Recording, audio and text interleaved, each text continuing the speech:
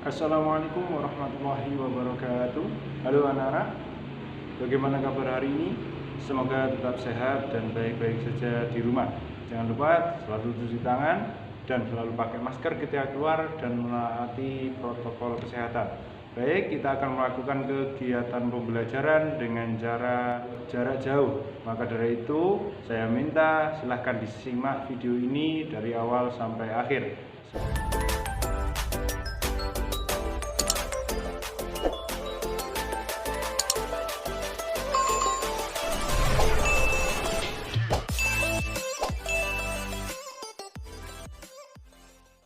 Oke, baik anak-anak.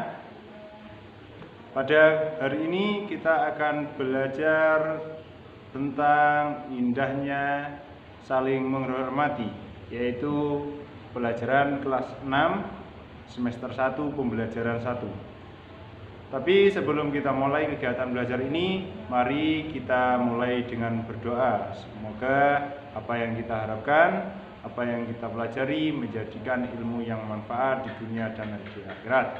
Mari kita membaca surat Al-Fatihah bersama untuk mengawali pembelajaran ini. Berdoa dimulai. A'udzubillahi minasyaitonirrajim. Bismillahirrahmanirrahim. Alhamdulillahirabbil alamin arrahmanirrahim maliki yaumiddin. Iyyaka na'budu wa iyyaka nasta'in. Ihdinas siratal mustaqim. Siratal ladzina an'amta 'alaihim ghairil maghdubi 'alaihim waladdallin. Berdoa selesai. Maksud dari indahnya saling menghormati, kita hidup di Indonesia dengan berbagai ragam suku, bangsa, bahasa, termasuk agama. Kita harus saling menghormati antar sesama umat beragama. Kita sebagai mayoritas muslim juga harus menghormati pada yang non-muslim. Untuk itu kita sudah diajari bagaimana cara menghormati antar umat beragama sesuai dengan Al-Quran pada surat Al-Kafirun. Apa hubungan antara saling menghormati umat beragama dan surat Al-Kafirun? Sebelumnya mari kita bahas terlebih dahulu. Surat Al-Kafirun adalah surat Al-Quran yang pada urutan ke-109. Surat Al-Kafirun terdiri dari 6 ayat, sedangkan Al-Kafirun diambil dari nama surat Al-Kafirun diambil dari ayat yang tertera pada ayat pertama, Qul ya ayyuhal kafirun. Kemudian surat Al-Kafirun termasuk surat Makkiyah karena waktu itu diturunkan di kota Mekah. Kemudian dinamai dengan Al-Kafirun yang terdapat pada ayat pertama yang tadi, yaitu artinya orang-orang kafir. Ada yang sudah tahu bagaimana surat Al-Kafirun atau mungkin ada yang sudah hafal? Pasti ada yang sudah tahu, ada yang belum hafal, atau ada yang belum tahu. Maka dari itu mari kita simak video murotal surat Al-Kafirun berikut ini. Silahkan menyaksikan. Bismillahirrahmanirrahim. Qul ya ayyuhal kafirun, la a'budu ma ta'budun, wa la antum 'abiduna ma a'bud, wa la ana 'abidun ma 'abadtum. ولا أنتم عابدون ما أعبد لكم دينكم ولي دين. Shadaqallahul Adzim, maha benar Allah dengan segala firman-Nya. Kita sudah mendengarkan surat Al-Kafirun beserta maknanya. Jadi dari kisah itu, dari awal mula turunnya surat Al-Kafirun itu terjadi, yaitu ketika Khalid bin Al-Mughirah, kemudian ada Al-As bin Wa'il As-Sahmi, Al-Aswad bin Abdul Muthalib dan Umayyah bin Khalaf bersama rombongan pembesar-pembesar Quraisy datang menemui Nabi Muhammad dan menyatakan, "Wahai Muhammad, marilah engkau mengikuti agama kami dan kami akan mengikuti agamamu." Jadi Nabi Muhammad diajak menyembah agamanya orang kafir, waktu itu masih menyembah berhala. Kemudian orang-orang kafir juga akan menyembah Tuhannya Nabi Muhammad dalam kurun waktu 1 tahun. 1 tahun Nabi Muhammad ikut menyembah berhala, begitu juga orang kafir ikut menyembah Allah, yaitu Tuhannya Nabi Muhammad.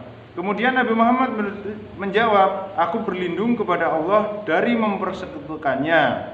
Lalu turunlah surat Al-Kafirun sebagai jawaban terhadap ajaran atau ajaan mereka. Jadi surat Al-Kafirun itu turun setelah para orang kafir itu mengajak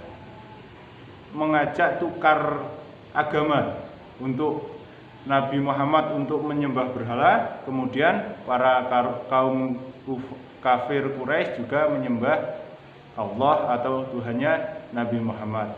Kemudian Allah berfirman dalam Al-Quran surat Al-Kafirun itu untuk melarangnya, yaitu arti yang pertama tadi, qul ya ayyuhal kafirun, katakanlah wahai Muhammad, hai orang-orang kafir, la a'budu ma ta'budun. Ya ayyuhalladzina kafirun la a'budu ma ta'budun. Aku tidak akan menyembah apa yang kamu sembah, wala antum a'biduna ma a'bud.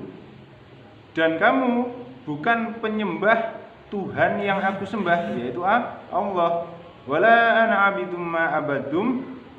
Dan aku tidak pernah menjadi penyembah apa yang kamu sembah, yaitu apa? Berhala, yaitu Tuhannya orang kafir. Kemudian wala antum abiduna ma a'bud, dan kamu tidak pernah pula menjadi penyembah Tuhan yang aku sembah. Ayat terakhir yaitu lakum dinukum waliyadin, untukmu agamamu dan untukkulah agamaku.